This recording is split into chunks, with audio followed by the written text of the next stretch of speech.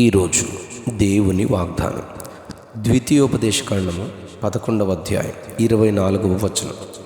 మీరు అడుగుపెట్టు ప్రతి స్థలము మీది అగును. మీరు అడుగుపెట్టు ప్రతి స్థలము మీది అగును. అరణ్యము మొదలుకొని లెబనోను వరకును, యూఫ్రటీసు నది మొదలుకొని పడమటి సముద్రము వరకును మీ సరిహద్దు వ్యాపించును.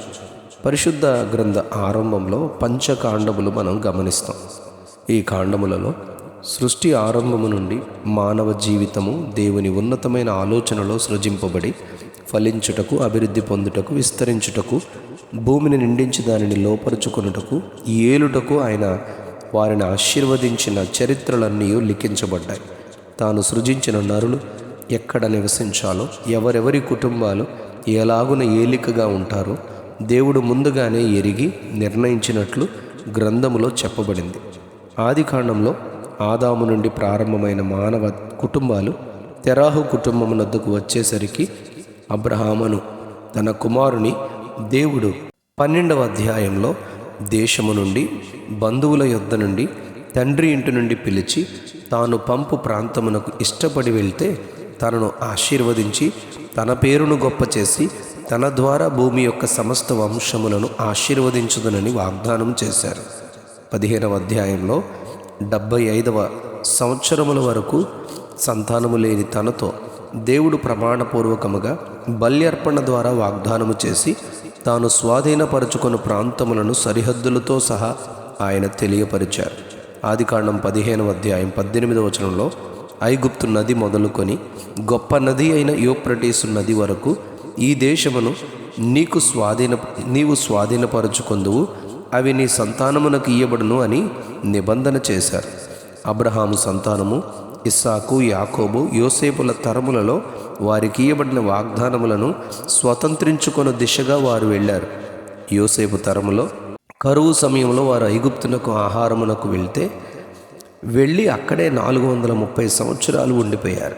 యోసేపును ఎరుగని రాజు ఫరో వారిని శ్రమల పాలు చేయుచుండగా వారు దేవునికి పెట్టిన మొరను ఆయన విని వారిని విమోచించి తాను అబ్రహామునకు చేసిన ప్రమాణ దేశములకు నడిపించుటకు మోషేను పంపించారు. 40 సంవత్సరాలు మోషే వారిని అరణ్య మార్గమున స్వాధీనపరచుకొని దిశగా నడిపించుచుండగా మోషే తాను వృద్ధాప్యం వలన మరణము కానుండగా తన ప్రజలైన ఇశ్రాయేలు వారిని నడిపించుటకు యెహోషువను దేవుడు ఎన్నుకున్నారు. యెహోషువ గ్రంథం 1వ అధ్యాయం 3వ వచనంలో నేను మోషేతో చెప్పినట్లు మీరు అడుగుపెట్టు ప్రతి స్థలమును మీకు ఇచ్చుచున్నాను. అరణ్యమును లెబనోను మొదలుకొని మహానది అయిన యూఫ్రటీసు నది వరకును, హిత్తీయుల దేశమంతయు పడమట మహాసముద్రం వరకును మీకు సరిహద్దు. నీవు బ్రతుకు కాలములన్నిటను ఏ మనుష్యుడును నీ ఎదుట నిలువలేకయుండును. నేను మోషేకు తోడయుండినట్లు నీకును తోడయుందునని యెహోషువతో దేవుడు చెప్పారు. యెహోషువ గ్రంథం 14వ అధ్యాయం 9వ వచనంలో దేవుడు స్వాధీనపరచుకొందురని చెప్పిన దేశమును వేగు చూచి వచ్చినట్లు 12 మందిలో ఒకరైన యెహోషువ మంచి వర్తమానము తెచ్చినందునకు మోషే యెహోషువతో నీవు నా దేవుడైన యెహోవాను నిండు మనసుతో అనుసరించితివి గనుక నీవు అడుగుపెట్టిన భూమి నిశ్చయముగా నీకును నీ సంతానమునకును ఎల్లప్పుడూ స్వాస్థ్యముగా ఉండును అని చెప్పారు. దేవుడు వాగ్దానం చేసినట్లే రాజుల మొదటి గ్రంథం 4వ అధ్యాయం 21వ వచనంలో 24వ వచనంలో ఇశ్రాయేలు సంతతి అయిన దావీదు కుటుంబంలో సొలొమోను రాజుగా ఉన్నప్పుడు యూఫ్రటీసు నది మొదలుకొని ఐగుప్తు సరిహద్దు వరకు ఈ మధ్యలోనున్న రాజ్యములన్నిటి మీదను ఫిలిష్తీయుల దేశమంతటి మీదను సొలొమోను ప్రభుత్వము చేసెను. ఆ జనులు పన్ను చెల్లించుచు సొలొమోను బ్రతుకు దినములన్నియు అతనికి సేవ చేయుచూ వచ్చిరి అని చెప్పబడింది. ఈరోజు మన ధ్యాన వాక్య సారాంశం ఏమనగా దేవుడు పలికిన తన వాగ్దానం జీవితాలలో నెరవేరుటకు మొదట దేవుని వాగ్దానంపై విశ్వాసము, రెండవదిగా దానిని స్వాధీనపరుచుకున్న దిశగా ప్రయాణము మనం చేయాలి.